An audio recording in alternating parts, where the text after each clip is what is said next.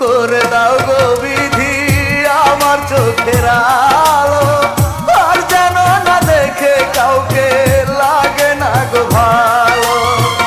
ধ্বংস করে দাও গো বিধি মনের ঘর আমার, অন্য কারো বসত যেন হয় না মনে আর।